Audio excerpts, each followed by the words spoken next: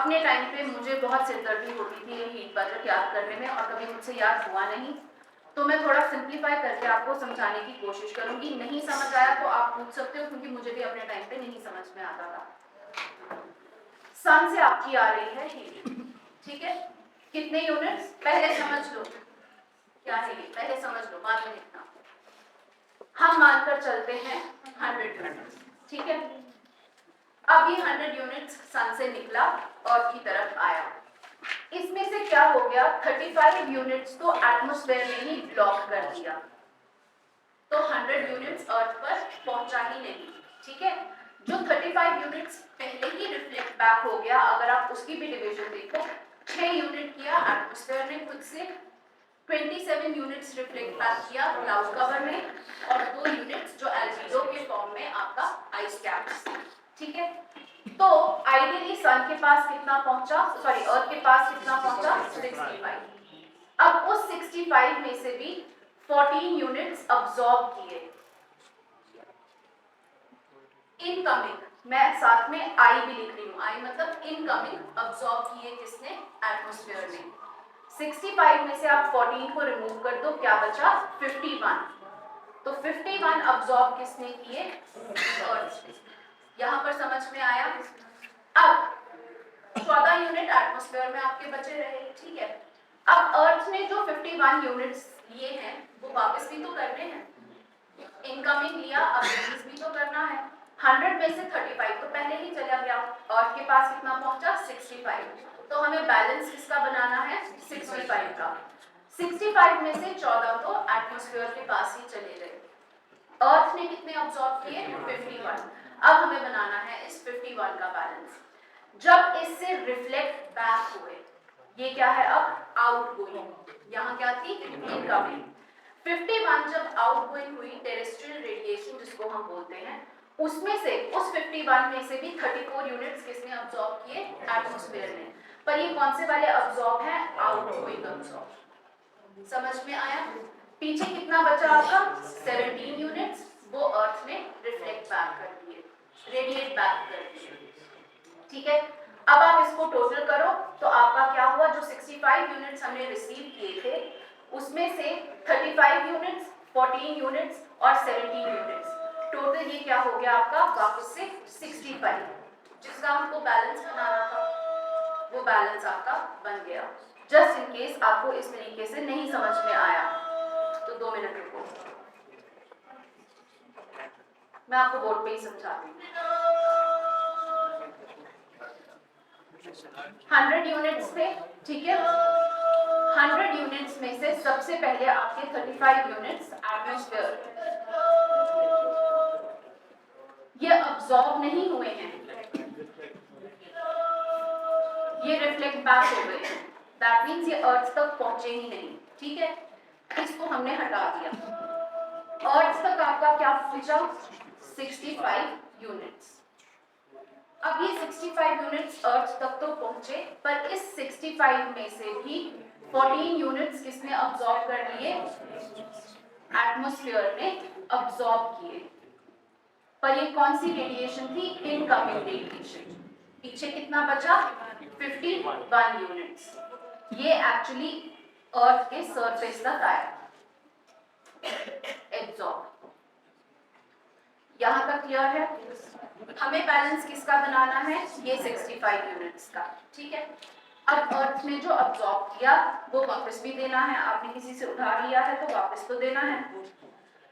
अब ये जो अर्थ ने अब्सॉर्ब किया था इसमें से 34 यूनिट्स वापस कहां चले गए, एटमॉस्फेयर के पास।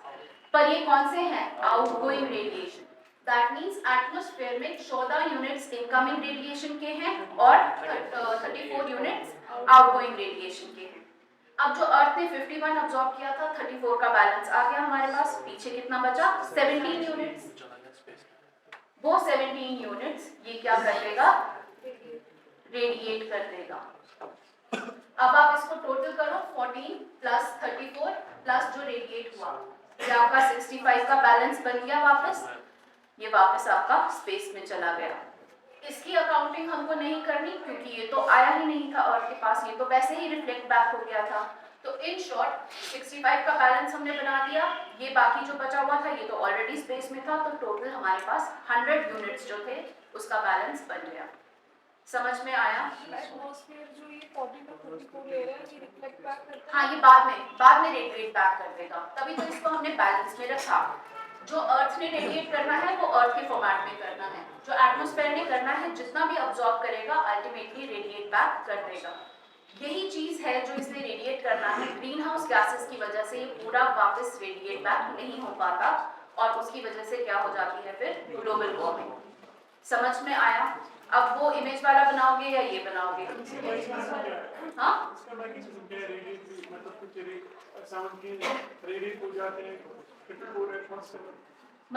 मतलब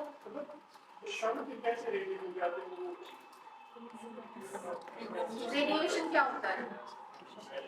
टेम्परेचर के मूवमेंट का कंडक्शन, कन्वेक्शन और रेडिएशन। कंडक्शन हुआ जब आपका एक मॉलिक्यूल दूसरे मॉलिक्यूल को हीट ट्रांसफर करे। कन्वेक्शन जो आपने अर्थ के मैग्मा में देखा कि पूरा का पूरा मटेरियल ही मूव करता है। रेडिएशन की कोई चीज हीट जनरेट कर रही है, बीच में चाहे वैक्यूम है, आप उसके पास अपना हाथ रखो आपको भी हीट फील होगी, वो हुआ आपका रेडिएशन। इसको सिंपल तरीका समझने का है, डेजर्ट्स में दिन में बहुत गर्मी होती है,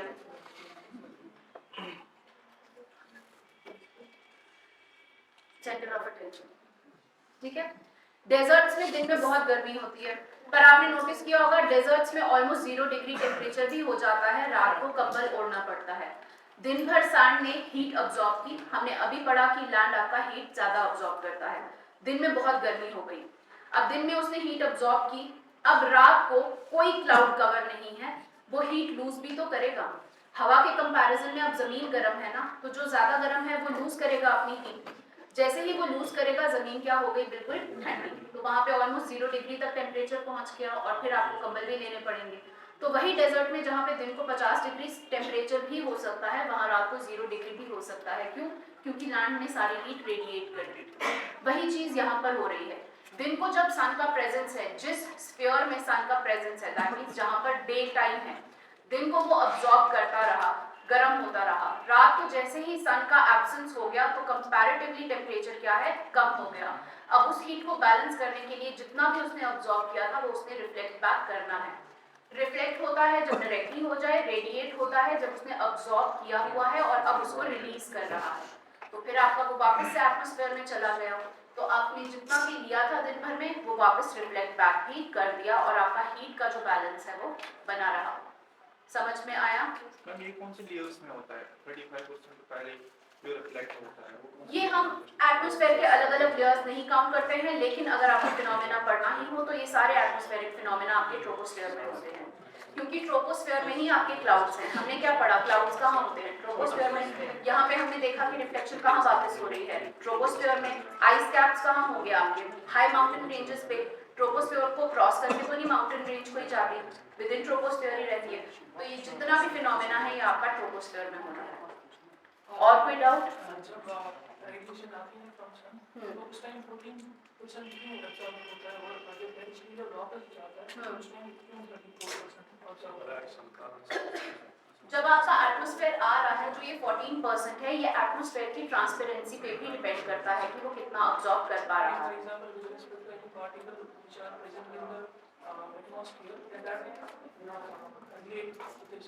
Because 14, for example, कि इनकमिंग 14 क्यों है और आउटगोइंग 34 क्यों है? short wave and long wave. आप देख आए ना, हमने शॉर्ट वेव और लॉन्ग वेव आते ही स्टार्टिंग में कर लिया है, किया है कि नहीं किया है? Incoming is short wave UV radiation, outgoing is long wave infrared radiation. ये इंसुलेशन के पहले ही हमने कर लिया है, ठीक है? आपका डाउट क्लियर हुआ है कि नहीं? ठीक है, तो इनकमिंग रेडिएशन अभी याद करो, स्टार्टिंग में ही हमने क्या किया था, इनकमिंग रेडिएशन यूवी रेडिएशन है जिसकी फ्रीक्वेंसी ज्यादा है, उसकी पेनिट्रेटिंग पावर ज्यादा है, जबकि आउटगोइंग रेडिएशन इंफ्रारेड रेडिएशन है, उसकी वेवलेंथ ज्यादा है, फ्रीक्वेंसी कम है और पेनिट्रेटिंग पावर भी कम है। अब आप मुझे बताओ, आपको ऐसा डायग्राम चाहिए या वो वाली इमेज चाहिए? ठीक है, टॉपिक समझ में आया? बस ये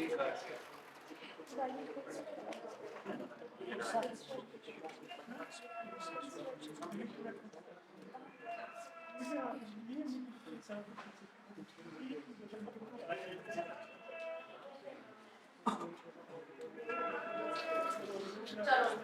आपको इसमें अलग अलग डिविजन्स बने हुए हैं, आप अपने हिसाब से समझ के बनाओ कि आप कैसे डिविजन्स बनाना चाहते हो, कहाँ पे क्या रिफ्लेक्ट हो रहा है। मैं सिर्फ आपको ये बता देती हूँ कि सन से मैं थोड़ी सी लेवलिंग कर देती हूँ, फिर इसको आप अपने अंडरस्टैंडिंग के हिसाब से बनाओ। सन से 100 आ रहा है, 100 में से ये जो पहले ही निकल गया आया कहाँ, 51 यूनिट्स। ये जो आपका अब्सॉर्ब किया है ये इनकमिंग रेडिएशन है, और ये जो अब्सॉर्ब किया है ये आउटगोइंग रेडिएशन है। टोटल जो 51 यूनिट्स था वो 51 यूनिट्स में से 34 आउटगोइंग एटमॉस्फेयर ने किया, जो बाकी 17 बचा वो रेडिएटेड बैक टू स्पेस। इनको आप सबको ऐड करोगे तो आपके 65 यूनिट्स पूरे हो जाएंगे। तो जो हमें 65 यूनिट्स का बैलेंस बनाना था, ये 14 प्लस ये 51, वो आपका बैलेंस बन जाता है। नहीं नहीं, ये हाइपोथेटिकल वो है कि हमने मान के, आप वो वाले इक्वेशंस नहीं करते हो, let the total number of people be x, ये उस तरीके के इक्वेशंस है। सन से 100 यूनिट्स ही तो नहीं आता है ना, वो तो किलो जूल्स के फॉर्म में आपका एनर्जी, जूल्स किलो जूल्स के फॉर्म में आप देखोगे। ये प्रिज्यूम करके हम चलते हैं कि अगर 100 यूनिट्स हम मानकर चल रहे हैं कि 100 यूनिट्स आ रहे हैं, तो उसकी फ्रैगमेंटेशन अर्थ पे पहुंच के किस किस फॉर्मेट में होगी। जैसे ये परसेंटेजेस है, ये किसी चीज पर डिपेंड करती है अपार्ट या फिक्स रहता है परसेंटेजेस? ये पूरे मैथमेटिकल वैल्यूज आपका पूरा ऑन एन एवरेज लिया जाएगा कि इंसुलेशन कितनी होती है। उन इंसुलेशन वैल्यूज को, क्योंकि हमारा काम क्या है, हमारा मीटरोलॉजिकल काम नहीं है ना कितनी इंसुलेशन आई, हमने ये डिटरमिन नहीं करना है कि एयर इज द वार्मेस्ट और नॉट। हमने समझना है कि अगर हम मान के चलें कि 100 यूनिट टोटलिटी में आते हैं अर्थ पे, तो उसकी फ्रैगमेंटेशन अलग अलग यूनिट्स में किस तरीके से होती है। हीट बजट ही इसको इसलिए बोला, बजट का क्या मतलब, इनकम कितनी है और एक्सपेंडिचर कितना है। तो इनकमिंग हीट कितनी है, और जब अर्थ पे वो पहुंचती है तो वो बाइफरकेट अलग अलग चीजों में किस तरीके से हो जाती है, ये उसका बैलेंस है। इसमें आपने ये नहीं मान के चलना कि 100 किलो जूल्स की एनर्जी आई, फिर उसमें से 6 किलो जूल्स की, ये उस फॉर्मेट में नहीं है, तभी तो वर्ड यूनिट यूज हुआ है। बना लो पहले, फिर थोड़ा सा इसका एक्सप्लेनेशन। ना तो पे एटमॉस्फेयर कांस्टेंट है और सरफेसेस भी बहुत अलग तरह से अब्सॉर्ब और रिलीज करेंगे, तो फिर averages, these are all averages. जैसे कल आपको याद है हमने देखा था कि अगर आप सिर्फ जम्मू कश्मीर का भी टेम्परेचर देखो, आपका समर भी है, विंटर भी है, ऑटम भी है और स्प्रिंग भी है। टोटलिटी में कई बार ठंड बहुत ज़्यादा हो जाती है, कई बार गर्मी बहुत ज़्यादा हो जाती है, पर अगर हमने टोटल ईयर को क्लासिफाई करना हो कि वो वार्म ईयर है या कोल्ड ईयर है, तो हम वो सिर्फ कोल्ड टेम्परेचर या वार्म टेम्परेचर के बेसिस पे नहीं करेंगे, हम पूरे साल के टेम्परेचर के एवरेजेस लेंगे। सिमिलरली यहाँ पर है, यहाँ पर सिर्फ बताया है कि सन से कितना आ रहा है और उसकी बाइफरकेशन कैसे हुई। वो सन से जो आया वो लैंड ने कितना लिया, पानी ने कितना लिया, उसकी डिवीजन नहीं है यहाँ पर। टोटल एक एवरेज वो लिया है कि कितना बजट है, कितना आ रहा है, और फिर अलग अलग तरीके से कैसे डिस्ट्रीब्यूट हो रहा है। मतलब हीट बजट हम किसी पर्टिकुलर जगह नहीं, अब इसी हीट बजट के बेसिस पे आप देखोगे कि एटमॉस्फेरिक बजट हमने ऐसे बनाया है। इसी हीट बजट में से कुछ सेगमेंट आप पढ़ोगे जब आपका ओशन करंट से, ओशन भी तो वार्म अप हो रहा है ना, पर हमने यहाँ पे क्या बताया कि जो 15 units absorb by earth surface, earth surface में आपका ओशन बॉडीज भी आता है, वाटर बॉडीज भी आता है, रिवर्स भी आता है, लैंड भी आता है। हमने वो डिवीजन तो नहीं की। दैट मीन्स टोटलिटी में अर्थ का जो सरफेस है including the land and the water bodies, ये पूरा 51 यूनिट्स उसने अब्सॉर्ब किया है। अब कई जगह हो सकता है जहाँ पे वाटर बॉडी ज़्यादा है वहाँ पे पानी की अब्जॉर्प्शन ज़्यादा हो, बाद में वो किस में ट्रांसफॉर्म हो जाएगी, आपके ओशन करंट्स में। कई जगह हो सकता है कि लैंड पे हीट ज़्यादा हुई हो क्योंकि लैंड का प्रेजेंस ज़्यादा है, वहाँ पे आपके कन्वेक्शनल रेनफॉल्स हो जाएंगे या आपके साइक्लोनिक स्टॉर्म्स बन जाएंगे। वो सारे फिर अलग फिनोमेना हैं, ये एक जनरल एवरेजेस हैं। और कोई डाउट किसी को? ये आइस कैप्स ये भी तो सरफेस से कंसीडर किया जाता है, पर ये रिफ्लेक्ट बैक हो गई ना, अब्सॉर्ब नहीं हुई। ये क्या है? अब्सॉर्ब्ड, ये है रिफ्लेक्टेड।